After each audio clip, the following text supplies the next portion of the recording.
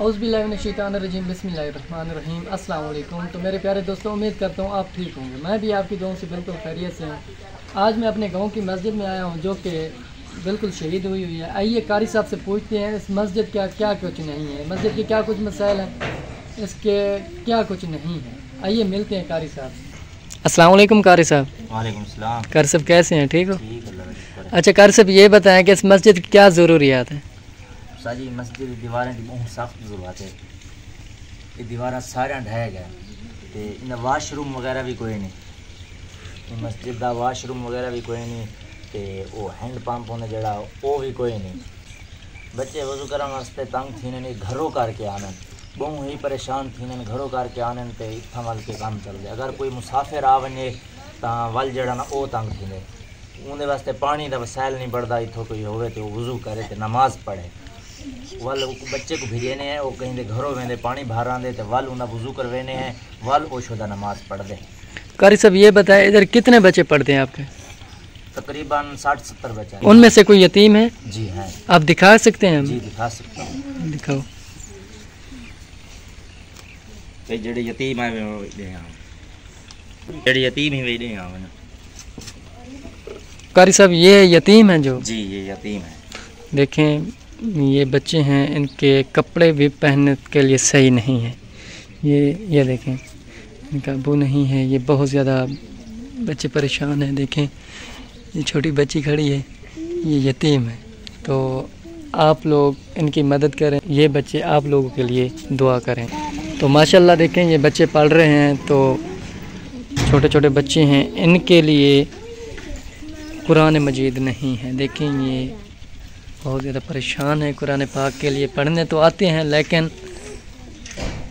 कुरान पाक नहीं होते, ये तंग होते हैं, ऐसे बैठ बैठ कर चले जाते हैं। देखें ये देखें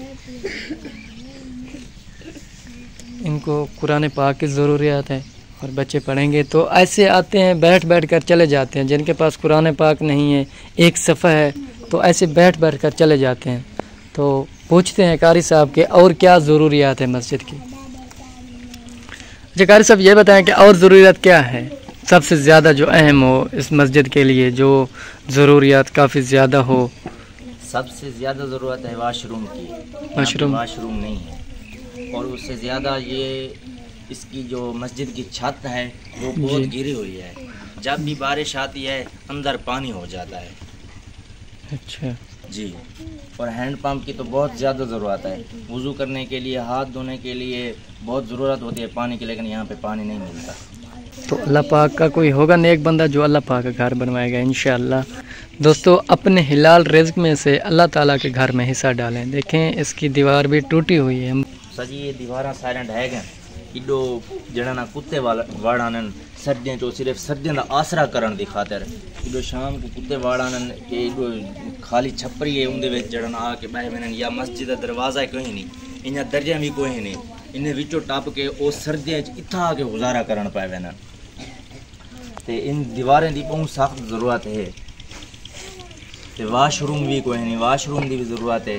वो हैंड पंप जड़ा होंदे उनकी भी बहुत ज़रूरत है।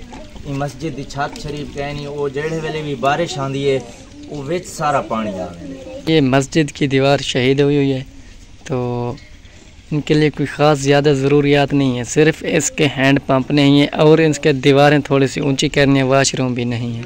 यहाँ के जो लोग हैं वो अमीर नहीं है, इधर फसलें वगैरह नहीं होती, ये बहुत ज़्यादा तंग होते हैं। तो अल्लाह पाक का घर वो कैसे बनवाएं? तो कारी साहब ने हमें कहा है कि हमारी वीडियो बनाएं ताकि हमारी आवाज़ वहाँ तक पहुँचाएँ कि जहाँ अल्लाह पाक का घर बनवाया जाए।